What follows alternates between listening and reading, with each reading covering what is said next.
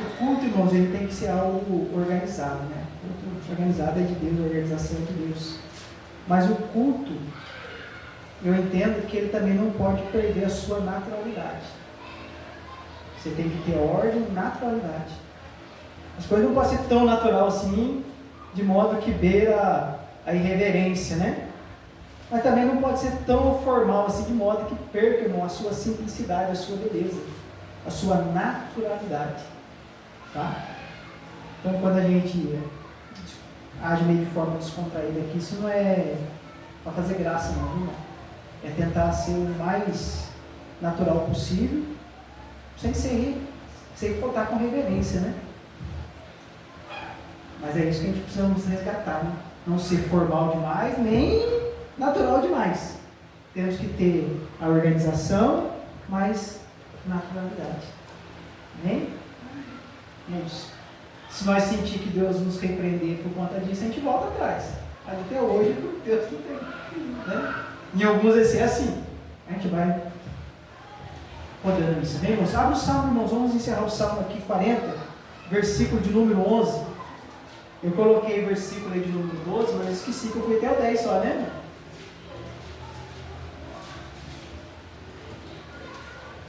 Quem faz o cartaz não corrigiu eu, eu estou assim. Já sabe que eu limpar a culpa, né? A culpa não é, claro que ela que copia tudo, devia de falar, né? Não, mas foi até o 10 só. Amém.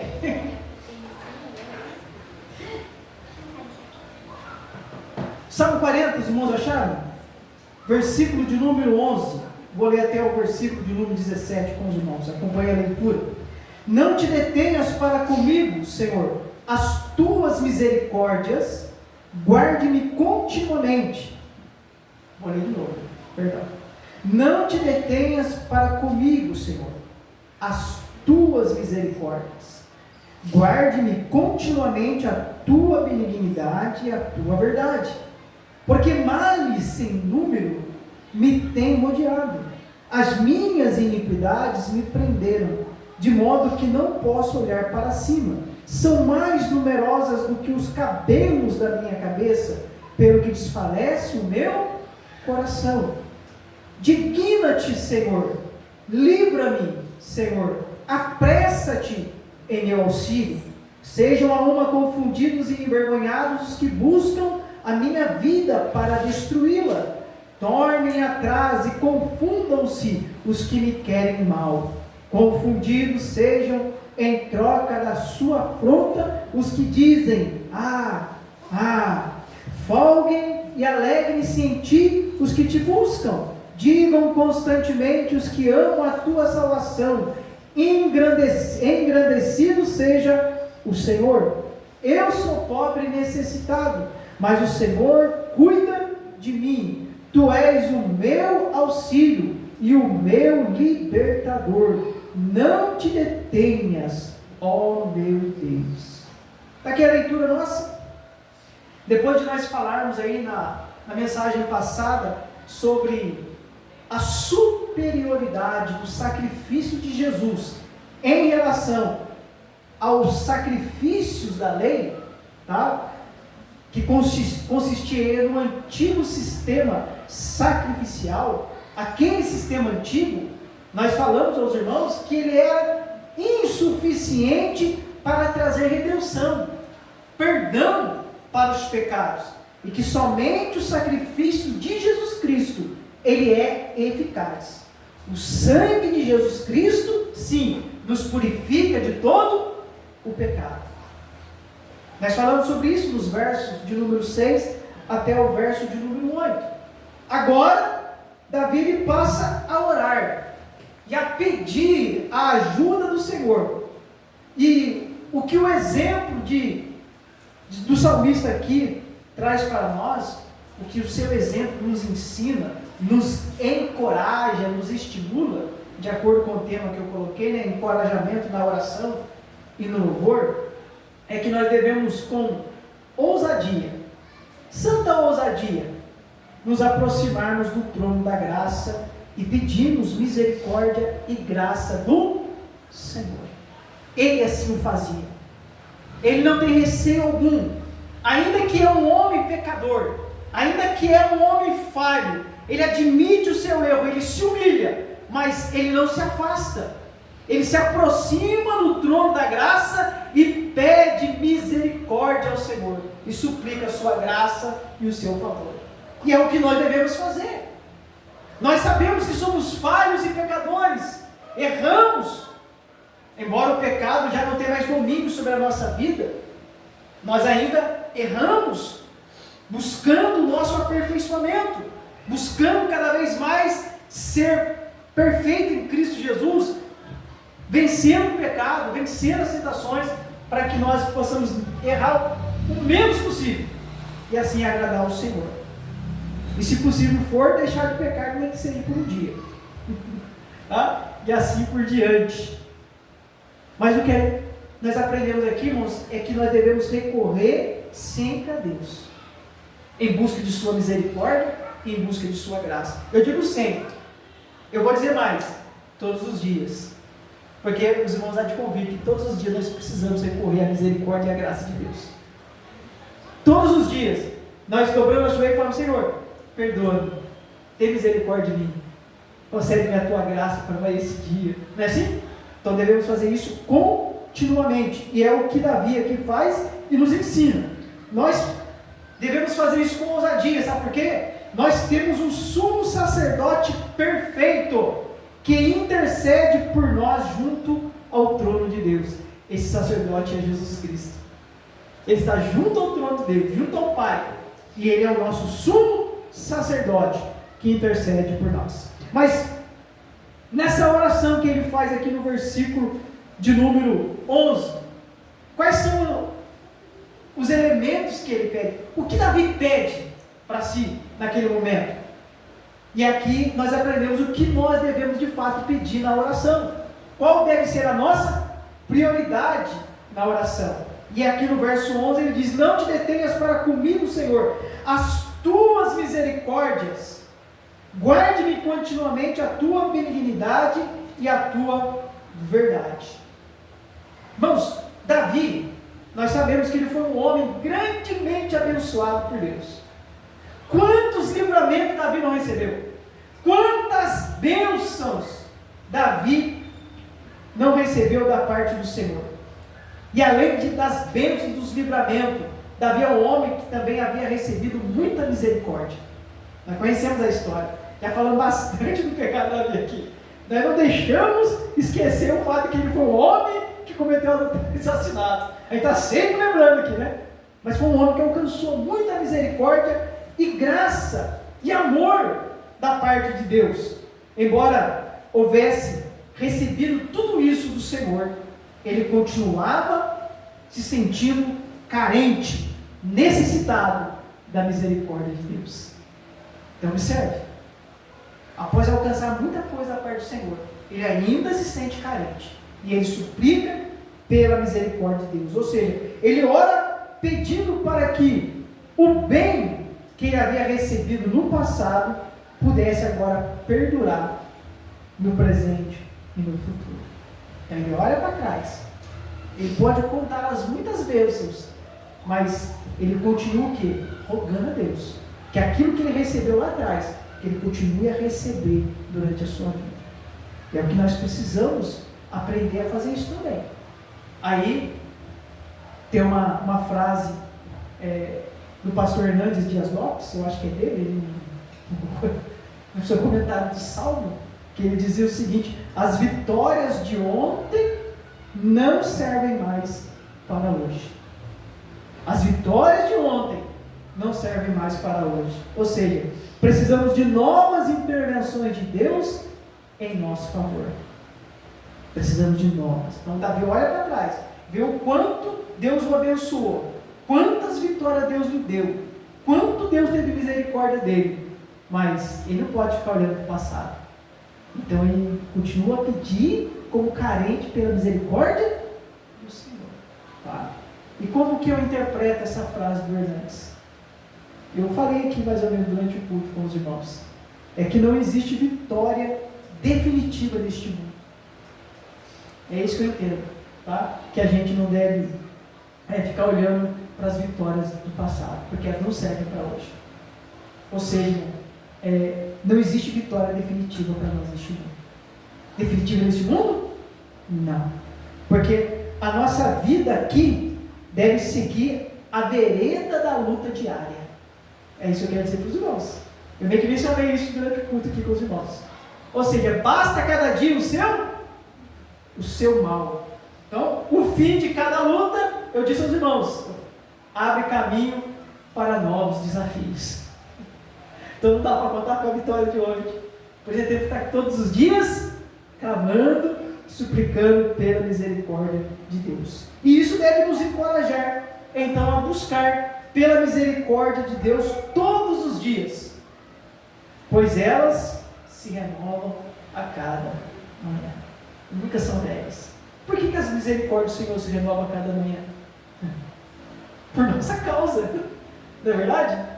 Então, a cada dia, cada novo despertar, você pode contar com a misericórdia de Deus renovada para a sua vida. Então, por que não orar? Então, por que não suplicar pelas misericórdias renovadas do Senhor a cada dia? E é o que nós devemos fazer. É o que nós podemos tirar de lição para nós aqui, desta oração, dessa petição de Davi.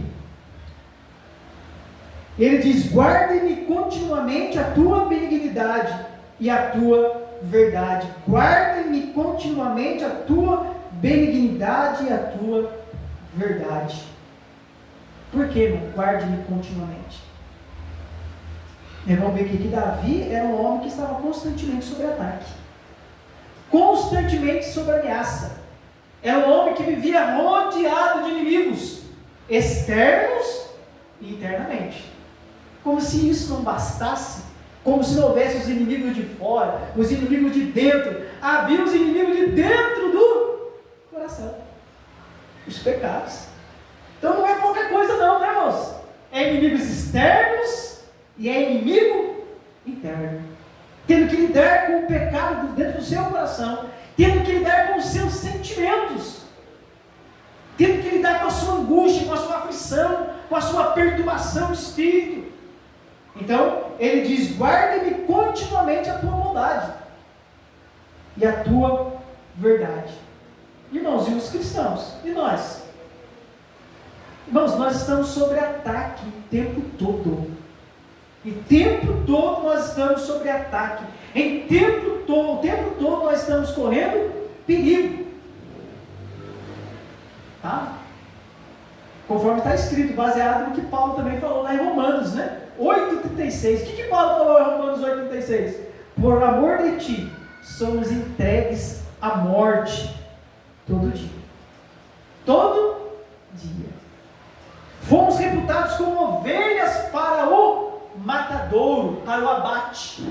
Então, quando Paulo cita isso, Paulo estava, na verdade, recitando o Salmo, tá? O Salmo 44, verso 22, para descrever a perseguição e o sofrimento que os santos sofrem por amor a Deus. Mas também, ali ele amplia e fala da garantia da vitória por meio de Deus. Porque quem nos separará do amor de Deus? Aí ele vai escrevendo um monte de coisa. Nada.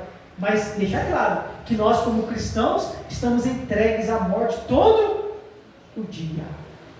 Então, a vida do cristão está sob ataque e perigo o tempo todo. Portanto, precisamos sempre estar debaixo da graça e da misericórdia de Deus. Apesar de nós enfrentarmos lutas e perseguições diárias, como ovelhas sendo levadas ao matadouro, ao abate, somos mais do que vencedores em Cristo Jesus. E nada poderá nos separar do amor de Deus.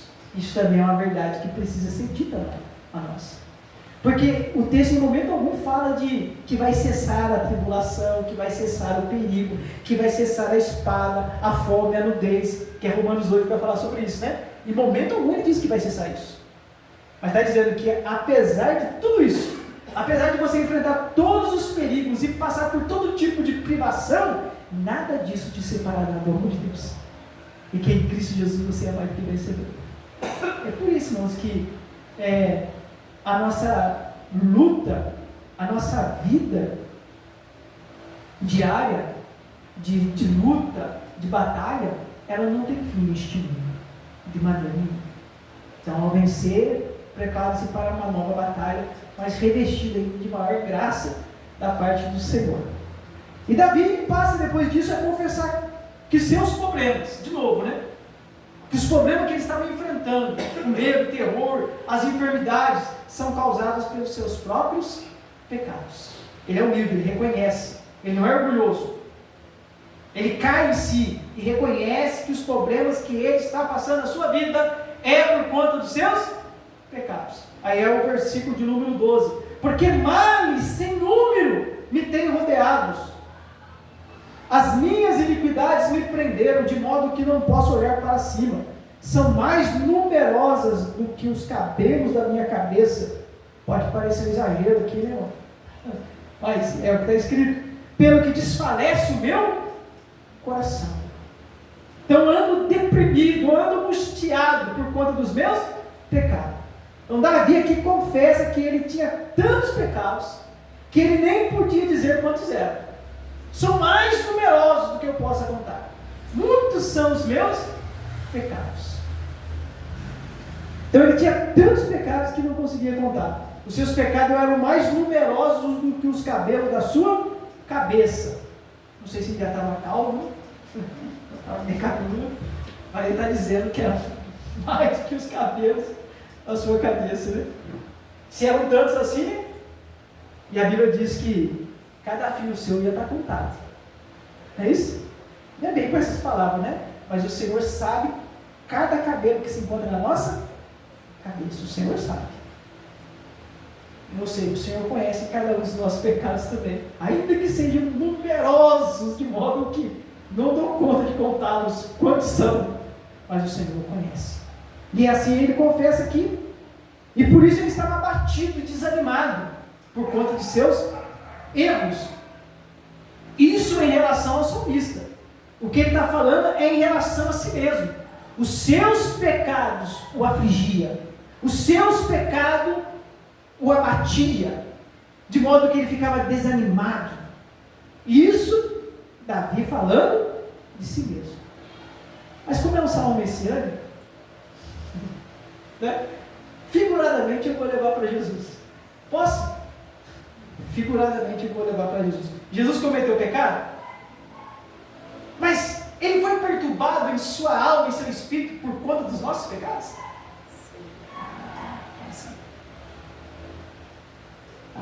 Figuradamente, em relação ao nosso Salvador, a Bíblia diz que o Senhor fez cair sobre ele, Jesus, a iniquidade de todos nós, ou de nós todos, né? Isaías 53, 6. Ou seja, Jesus carregou todos os nossos pecados em seu corpo.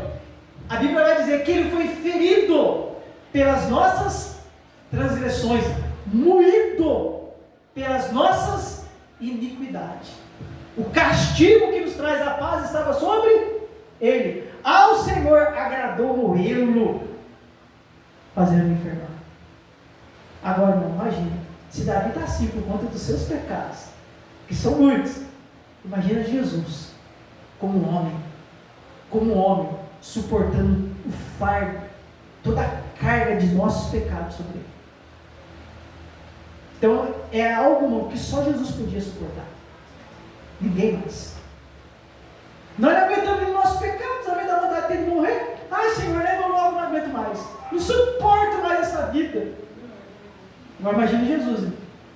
Carregando não só o pecado de um e de outro, mas o pecado de todo o seu povo. Então, a pressão era muito grande. Tanto é que, antes da hora, ele suou gotas de sangue ali no jardim do Getsemane. Não é verdade? Porque é alguém que está sob muita pressão, muito estresse. Ah, mas Jesus era Deus, irmão. Ali estava o homem. E Jesus. Ah, crucificado, Ele tomou sobre si os nossos pecados, ou seja, Ele foi ferido pelas nossas transgressões, conforme diz a Bíblia. E Pedro, ao Pedrão, não pode levantar no Pedro. Na primeira carta de Pedro, capítulo 2, verso 24, ele escreveu: levando Ele mesmo em seu corpo os nossos pecados sobre o madeiro, para que, mortos para os pecados, pudéssemos viver para a justiça, e pelas suas feridas fostes sarados. Então, para que nós hoje pudéssemos ter perdão, acesso a Deus, Jesus sofreu muita dor, padeceu muito por nós. E vale a pena, Senhor, irmã, lembrar sempre, né? Como Paulo bem fazia, né? Fazia questão de lembrar. E eu, quando tenho a oportunidade de pregar para vocês, vou pregar a mensagem da cruz. Então temos que lembrar mesmo, sempre, de que estamos aqui porque Jesus morreu em nosso lugar. Então Davi, aqui, nesse verso de número 12, ele não se queixou em momento algum de Deus. Ele queixou dos seus próprios pecados. Ele estava enfrentando problemas como forma de punição pelas suas iniquidades. Sabe o que é isso, irmão? Maturidade. Isso aqui é humildade. A pessoa entender: eu estou sendo afligido, o que eu estou passando porque eu semeei. Eu estou colhendo aquilo que eu plantei. Não é fácil não, mas ele entende isso. E ao confessar isso, ele não está atribuindo a Deus injustiça. Ele não está se queixando de Deus, ele está se queixando dos seus próprios pecados. Então ele não está bravo com o Senhor. Está bravo consigo mesmo. Não é que está bravo, não estou dizendo. Ele queixa dos seus próprios pecados. Ele não se queixa de estar sendo punido injustamente ou além do seu merecimento. Não tem alguns que às vezes pensam dessa forma? O que foi que eu fiz? Será que eu tirei pedra na cruz? Né? A mamãe dizer isso, você deve ter tirado pedra da cruz. Né? Mas ele não se queixa de estar sendo punido além do que ele merece, mas confessa humildemente que está sendo justamente recompensado de acordo e segundo os seus erros. Isso aqui que é interessante, tá? E com isso o salmista não acusa Deus de estar sendo severo demais para com ele. Assim, irmãos, prontamente ele se submete com mansidão e com fé aos juízos de Deus. Ele se submete a Deus, mas isso não o proíbe de buscar alívio, de buscar livramento. Ele reconhece, admite que ele está sofrendo por conta de seus pecados, mas ele busca a Deus. Ele busca a misericórdia do Senhor. E o que nós aprendemos aqui com Davi? Qual a lição que nós podemos extrair para a nossa vida? Que ao sermos corrigidos e disciplinados pelo Senhor, nós devemos humildemente implorar pela sua misericórdia e pela sua graça. E chegar diante do nosso justo juiz e dizer: Senhor, tem misericórdia de mim. Eu reconheço que pequei. É como o filho pródigo, que quando reconhece o erro, ele não vem diante do pai dizendo: eu quero ser restituído de volta como filho. Não, ele volta humildemente e aceita de bom grado ser como um escravo, como um servo na casa de seu pai, porque ele se diz não ser digno mais de ser chamado seu filho. Mas o pai o perdoa e o recebe como filho. Mas a atitude do filho é importante, não era uma atitude hipócrita, não era uma atitude fingida. Ele está disposto a ser recebido como um servo na casa do pai. Mas o pai não o trata como servo, ele trata como filho. Assim somos nós, irmão. Se Deus me receber como um mero servo, escravo, onde seria muito mais do que eu merecia. Mas não diz a Bíblia que ele não nos trata assim? Ele nos trata e nos recebe como filhos. Coisa maravilhosa, né? Nos recebe como filhos. E, em consequência, o salmista ora por sua libertação. Verso de número 13. Digna-te, Senhor. Livra-me, Senhor. Apressa-te em meu auxílio. Apressa-te em meu auxílio. Você já orou dessa forma? Senhor, não dá para... Né? Não sei como é que os irmãos oram, né? Não, Senhor, estou demorando, Senhor, tem misericórdia. Quando, Senhor? Até quando isso vai durar? É como você dizer, Senhor, apressa-te, por favor. O salmista aqui ora nesse sentido. Agora, a gente sabe que Deus não tarda, né? Deus nunca tarda. Deus nunca falha. Mas eu entendo que Deus ele prova a nossa fé, fazendo-nos esperar um pouco. Deus prova a gente, irmão. Não é verdade?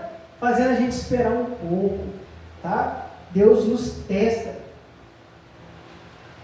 Essa é a forma de Deus forjar o nosso caráter.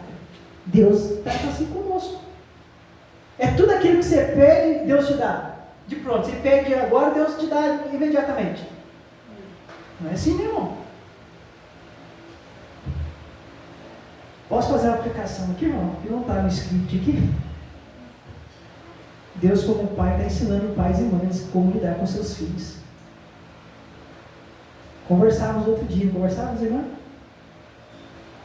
Que os filhos hoje mandam nos pais. Conversava com a irmã Sueli. Que a geração que nós estamos vivendo hoje, é elas que mandam. O Daniel fala para você, irmão, que ele quer comer, ou eu sei que determina que tem que comer? Algumas coisas. De vez em quando. Os irmãos entendem? Alguma coisa. Estou brincando aqui, irmão, porque Deus, como um bom pai, Ele não dá tudo aquilo que nós pedimos. Ele não atende a todos os nossos desejos. Ele diz não. Segura aqui. Deus é o nosso bom pai. E eu vi uma neurocientista ou neuropsicóloga, como é o nome? Acho que é neuropsicanalista. Eu vi uma neuropsicanalista. Não é crente não, irmão. Mas eu vi ela falando um pouquinho sobre isso, também me fez lembrar disso aí. Não sei o nome dela. Não recordo. Eu recordo o conceito. Essa eu não conheço, acho que é uma ex-freira que está falando. Dizia com respeito à geração de hoje, né? Como que os pais de hoje abandonaram os métodos antigos dos pais do passado. Nossos pais do passado erraram? Erraram. Mas acertaram mais do que erraram, irmãos. Você está aí, você sobreviveu. Se tornou uma boa pessoa. Se tornou, não, Rogério. A irmã Sandra está ali, ó. Só balançando a cabeça. Era dura. Mas valeu a pena, né? Todo mundo é gente. Então, irmãos, perdão, só fazer essa aplicação aqui. Olha o texto, quando o Senhor nos faz esperar, o Senhor não dá tudo que a gente quer, sempre a gente pede. E nós aprendemos com isso. E aceitamos isso de bom grado. Então, isso aí a gente precisa passar para a geração que está vindo. Porque hoje é geração ruim, irmãos. Que Deus tenha misericórdia dos irmãos. Estava falando com a mãe sobre isso hoje. Tempos difíceis para a geração de hoje, difícil de impor limite. É por isso que a gente tem que impor. A gente tem que quebrar a resistência natural da criança. Porque existe uma resistência em todos nós. Nós éramos assim, quando pequenos. Uma resistência a obedecer. Irmão, mas eu não resisti tanto igual ela era, não. Aí que você tem que impor um limite ainda maior. Para poder quebrar a resistência. Mas eu falando, mas você é minha pai, você não tem direito de falar. Então tá bom, eu vou ficar só por aqui. Não vou estender mais dos conselhos, né, irmão? Você não é verdade? foi filho. Né? Sim. Agora, os irmãos, eu estou brincando, os irmãos não estão pensando nisso, não, eu só estou... Mas os irmãos entendem que é importantíssimo. Impor os limites. Sabe por quê, irmão? Porque se você não põe em casa, o mundo vai impor, mas não é do jeito certo, não. O mundo vai impor. O mundo ensina. Querendo ou não. O mundo ensina. O crime ensina. Até no crime tem regra. Se você não obedece, irmão. Não é assim? Imagina dentro de casa. Então, tem que pôr assim, não é tadinho não. Você está preparando ele para a vida. Tem que preparar ele para a vida. Deve proteger, mas deve às vezes deixar ele levar uns tombos aí, cair de cara no chão, né? Poder aprender, irmão. É assim. Porque senão, com tanta proteção, sem nenhum limite, você não vai criar um filho bom. Quando tiver adulto, vai sofrer muito. Mas tudo bem. Eu acho que Deus trata assim com a gente, irmãos. Deus faz a mesma coisa que nós. Eu vejo dessa forma. Tá? Deus hoje está falando comigo. Eu cheguei em casa com uma decisão de fechar a porta justamente à falta do limite lá em casa. Então tá bom. Eu vou continuar acabando aqui então. Deus está falando comigo. É isso mesmo. Então não é à toa não. Hoje o limite lá de casa, o ilimite, a porta foi fechada. É isso mesmo. Tem hora que eu falo isso. O limite que eu aprendi a ter como filha, os meus filhos vão começar a viver. É isso mesmo. É assim que funciona. Né? Se for menor de idade, você vai obedecer, queira ou não. Se for maior de idade, você é livre para poder ir quando quiser. Não é assim, irmãos? É assim que funciona. É livre para ir quando quiser. Não é verdade, irmã Sandra? Irmã Sandra aqui. É assim. Aí não importa, irmão. Está debaixo do meu teto, é minha regra. Está debaixo do meu teto, é conforme eu quero. Depois que você tiver a sua família, se tiver a sua própria casa, lá você faz as suas regras. Aqui em casa, as regras são minhas. E assim funciona, e pronto, acabou. Tem que ser assim. Agora, pega o exemplo de Deus, irmão. Nós somos imperfeitos em relação a Deus. E olha como Deus trata com o homem, trata conosco. Deus, com seu exemplo, ensina, né, irmão? Sobre família, muita coisa. Então, na Bíblia você aprende de tudo.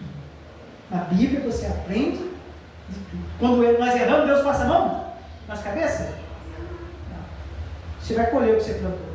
Você vai morrer, não, eu vou te ajudar. Eu vou te sustentar. Vai chegar, a água vai bater até o pescoço, mas não vai deixar você afogar, não. Você está entendendo? A água vai bater até o pescoço, mas não vai deixar você morrer, não. Mas vai bater até o pescoço, não se preocupa não. É assim que o pai tem que fazer, né? Em relação aos filhos. É desse jeito. É dolorido para o pai? Claro que é.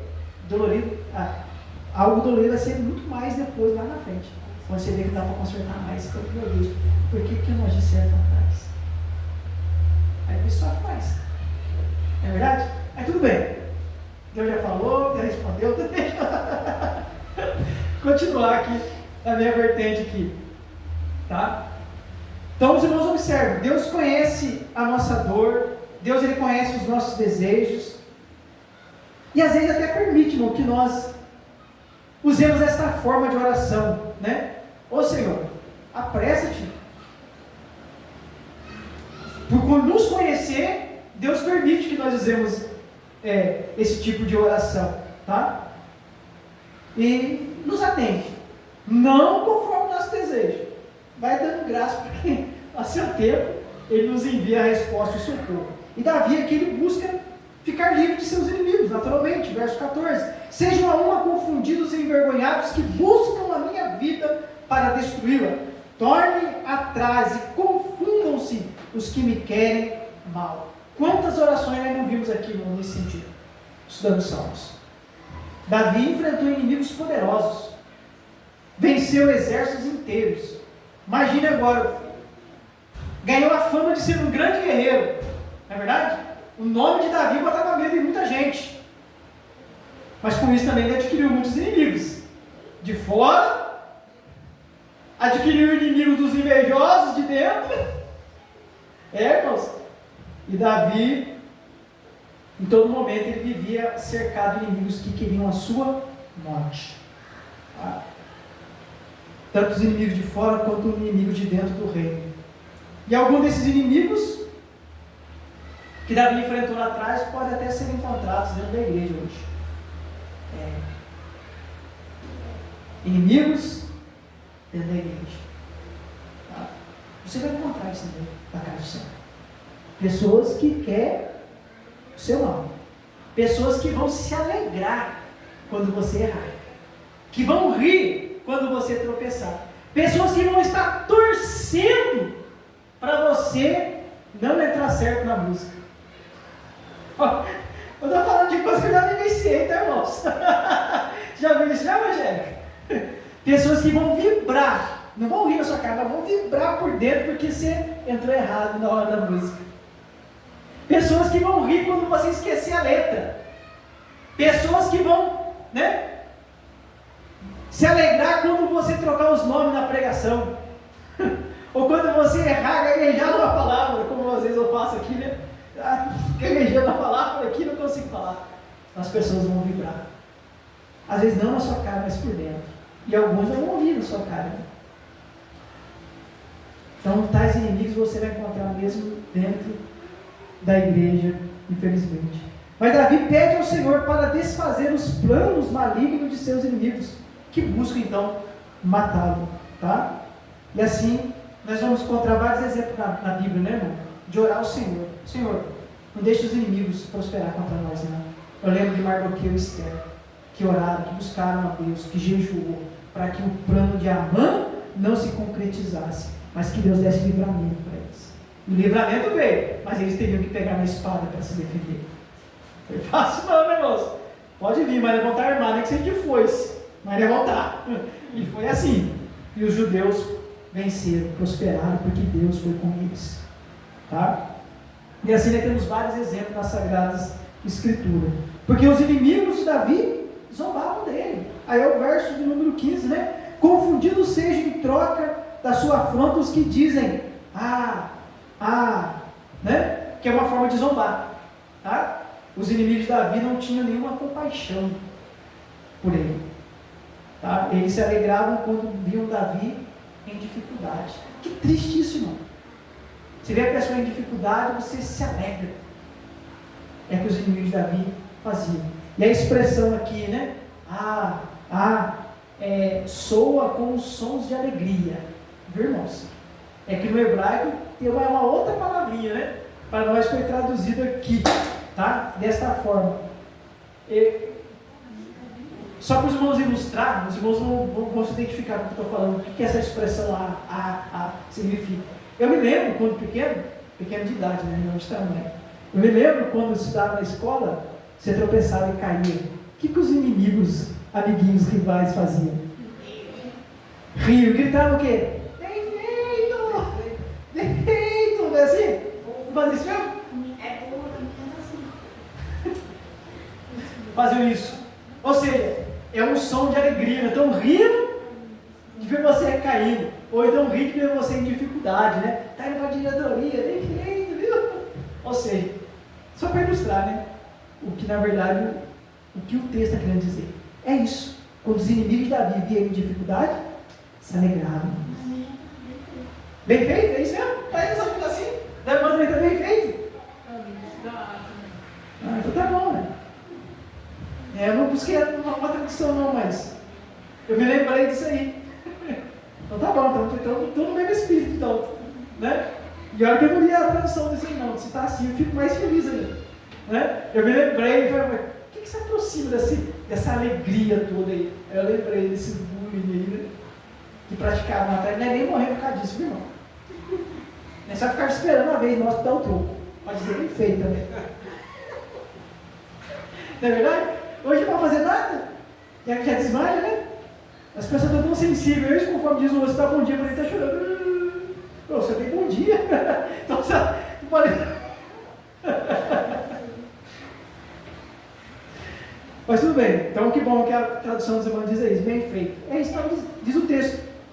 Tá? Então, os irmãos observam, homens malignos, tá? Que encontram prazer no mal do próximo. E de novo, às vezes esses homens malignos estão dentro da casa do Senhor, desejando ou tendo prazer no mal do próximo. Mas, ao mesmo tempo que ele pede para Deus olhar para os seus inimigos, que quer causar o mal, ele também pede a bênção para o povo de Deus. Verso 16: folguem e alegrem-se em ti os que te buscam, digam constantemente os que amam a tua salvação, engrandecido seja o Senhor. Engrandecido seja o Senhor. Então, ao mesmo tempo que Davi pede que seus inimigos sejam confundidos e derrotados, ele pede pela bênção do povo de Deus. O povo que ama a salvação do Senhor e deseja glorificá-lo acima de tudo. É para esse povo que ele pede a bênção do Senhor. Então, o que torna um cristão verdadeiramente feliz, o que torna um cristão verdadeiramente bem-aventurado, irmãos, não são as riquezas deste mundo. Não são. Mas os princípios espirituais pelos quais ele há de glorificar o Senhor. Aqui está a verdadeira felicidade do cristão. Estou falando contra a riqueza? Não estou falando contra a riqueza. Eu estou dizendo que chegará um momento na sua vida em que nem riqueza nem pessoas vai resolver o seu problema. Só o Senhor mesmo. Só o Senhor mesmo, tanto jeito. Então a verdadeira felicidade do cristão está nas coisas espirituais, em agradar ao Senhor, em glorificar a Deus. Tá? É quando os crentes buscam satisfazer-se em Deus, ter prazer no Senhor. Aqui está a nossa verdadeira felicidade.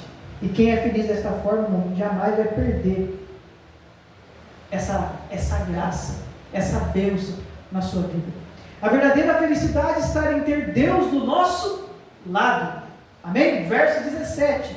Eu sou pobre e necessitado, mas o Senhor cuida de mim. Tu és o meu auxílio e o meu libertador. Não te detenhas, ó meu Deus. Maravilha. Davi encerra esse salmo, então, dando um testemunho pessoal e reconhecendo que é um pobre necessitado. O que aconteceu com Davi? Faliu? Deixou de ser rei? Não tem mais riqueza? Não está falando de pobreza, não, de bens materiais. Não é nesse sentido, porque ele é rei. Certamente está cercado de bem. Então, não se trata de bens materiais. É que ele tinha consciência de que as coisas que ele possuía e as pessoas que estavam em sua volta não podiam ajudá-lo naquele momento. Então, Senhor, eu sou pobre e necessitado, tanto de recursos materiais quanto de socorro externo. Mas o Senhor, podemos dizer, o Senhor é quem cuida de mim. O Senhor é o meu auxílio. Então, como é bom ter Deus do nosso lado. Tá? Porque quando todas as outras coisas falharem, Deus não falhará, irmão. Deus não falhará. Se o Senhor for o nosso auxílio e o nosso libertador. Por isso ele pede, não te detenhas, ó meu Deus. Olha que bonita declaração. Eu sou pobre e necessitado. Tu és o meu auxílio. Então, eu sou pobre e necessitado. E tu és o meu auxílio. Isso aqui, irmão, já fala tudo. Quem somos nós? Nada. Quem é o Senhor? O Senhor é tudo para nós. Tá? O grande eu sou. Conforme falou, o grande eu sou. Ele é suficiente para nós. Então, se Deus é suficiente para nós, nós não teremos falta de coisa alguma. Então, que o Senhor seja suficiente para mim e suficiente para você. Porque quando Deus for o eu sou na nossa vida, então, irmãos, não há o que temer. O Senhor é o meu ajudador. O Senhor é quem cuida de mim. Sempre foi e sempre será. Portanto, ponha a sua esperança e fé no Senhor. Amém, irmãos? Vou encerrar por aqui. Essa é uma exposição um pouco mais curta mesmo. E terminada essa exposição, nós vamos entrar, se Deus assim permitir agora, na primeira carta de Pedro. Amém?